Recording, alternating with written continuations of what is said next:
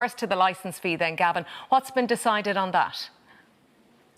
Well, it may not be remaining in its current form, but it is going to remain, Colette. One of the recommendations of this Commission on the Future of Media, which submitted its final report to government over a year ago, but which has only been now officially published, was to eliminate the licence fee, to have it completely gotten rid of by 2024 and to have it replaced with direct exchequer funding for national broadcasters. Now, that has been rejected by the government because they believe that could create a political link between the government of the day and the national broadcasters, RTE and TG Ceathair, and that they don't believe there should be a political link between them. Now, the TV licence is going to be amended in some sort of format. There's now going to be another committee to set up to examine exactly how it's all going to work. But the Taoiseach has explained that it is better to have some licence fee in which viewers contribute to the programming that they see, rather than having the government funding it directly.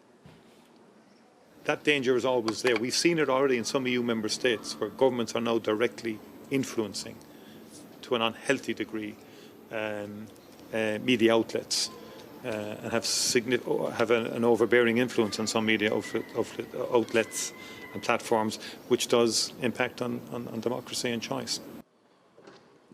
Now, one issue which was expected originally to be on today's Cabinet agenda was a proposal to officially now ban the industrial safe of turf. That had been discussed last night by the three coalition leaders, but did not feature on today's coalition agenda. And there might have been some suspicions that this was deliberately timed so that government backbenchers who are wary of voting in favour of the government this evening in that confidence motion wouldn't be given an excuse to then turn their backs and vote against the government. The coalition insists that's not the case, but today we did have a plea from the Green Party's Deputy Leader, the Arts Minister Catherine Martin, to the two suspended Green TDs not to throw in the towel on the present government.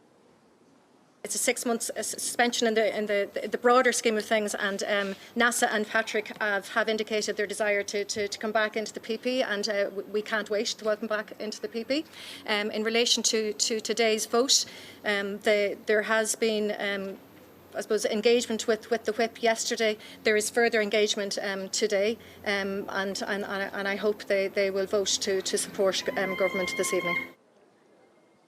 Now, the stance of those Green Party TDs is still unclear. Patrick Costello and Asa Harrigan, who were suspended from the party for 6 months over their stance on the National Maternity Hospital, have yet to indicate whether they will support the government in this evening's vote. Irrespective of their stance, the government should have enough votes to carry the day. It will have the support of a few independent TDs, including Cathal Berry, who says that he will support the government in exchange for that increased defence funding that you heard about earlier in the bulletin. So the government should have the numbers to prevail, but still some question marks are whether some of its own former TDs will back them in that vote tonight.